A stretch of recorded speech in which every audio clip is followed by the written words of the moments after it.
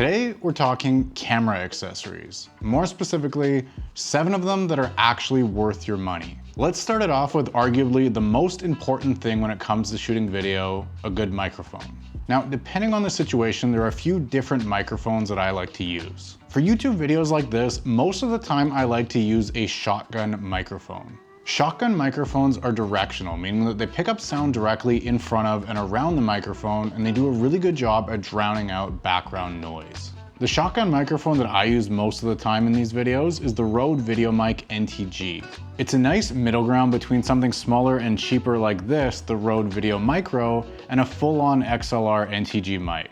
The Rode VideoMic NTG costs somewhere between $250 and $300, and it plugs directly into your camera using a 3.5mm cable. Like I mentioned before, a cheap alternate is the Rode VideoMicro, which is a perfect little on-the-go vlogging type microphone, and it's under $100. Other microphones that I've used in the past, and I'm actually currently using right now in this video, are these little wireless clip-on microphones. The one that I'm using in this video right now is the DJI Mic 2, but I've also used the Rode Wireless Go 2s in the past. Both are super useful if you're not directly in front of the camera or the shotgun microphone that you're using. The reason why I'm using a wireless microphone in this video, quite honestly, is that I was too lazy to set up a boom arm to get my shotgun microphone closer to me. You don't absolutely have to use a boom arm, you could just put it directly on top of your camera, but it sounds way better when you boom it as close to you as possible. Now, I know microphones aren't the most exciting thing to spend your money on, but if you really want to up the production quality of your videos, then you want to invest in a solid mic. While we're talking video, something that I picked up recently that's really been a game changer when it comes to shooting videos is an external monitor. Honestly, I don't know how I've made it this far in my YouTube career without one, and I would have bought one way sooner if I knew how useful and awesome they are. You might think that you don't need an external monitor because you have a flip out screen on your camera. I'm telling you, you're wrong.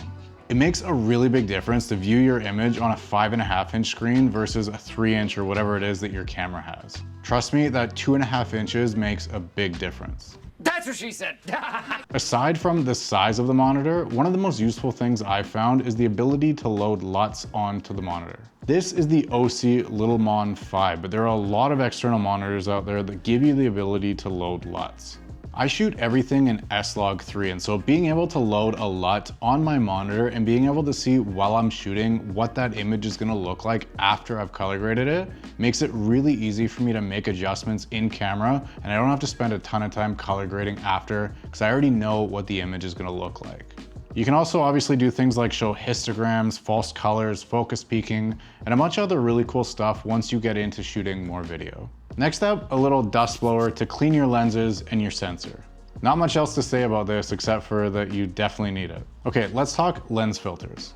I made a video a while back on filters, and since then I've changed my mind on filters. I used to only use a variable ND filter for video, a UV sometimes for protection, and that's pretty much it. I still use a variable ND filter both for videos and for photos when I need to. That's probably never gonna change. But there's 2 new additions that I've added to the kit. I've been using the Polar Pro quarter mist filter for a while now, usually for these videos to kind of soften up the background lights and to give it more of a dreamy, bloomy look, which I think looks dope. But recently, Short Stash, aka Garrett King, came out with a filter that they're calling the Everyday filter. It's essentially a circular polarizer filter combined with a quarter mist filter. I think I've been using it for 2 or 3 months now, and since I got it, it really hasn't left the lens of my camera. It's definitely not a necessity, but if we're talking about camera accessories that are actually worth your money, this is one that I would put in that category if you have the extra money to spend. When it comes to shooting videos, there's something that you can never really have enough of, and that is friction arms and clamps. This one here is a little friction arm from Neweer, although I have another one from SmallRig that I'm using for this video right now to clamp my phone to my tripod so I can reference it for these videos. I've used these things to mount microphones, external monitors, obviously my phone. The use case for these things are really endless, and at some point you're probably gonna need one. These are smaller, cheaper, light-duty ones, and you wouldn't use this in particular to mount your camera, but if you needed a heavier duty one, you can buy a heavy-duty friction arm if you wanted to mount your camera or whatever else you need it for. You've probably noticed that a lot of photographers, YouTubers, Instagrammers, whatever, have these little buttons on the side of their camera.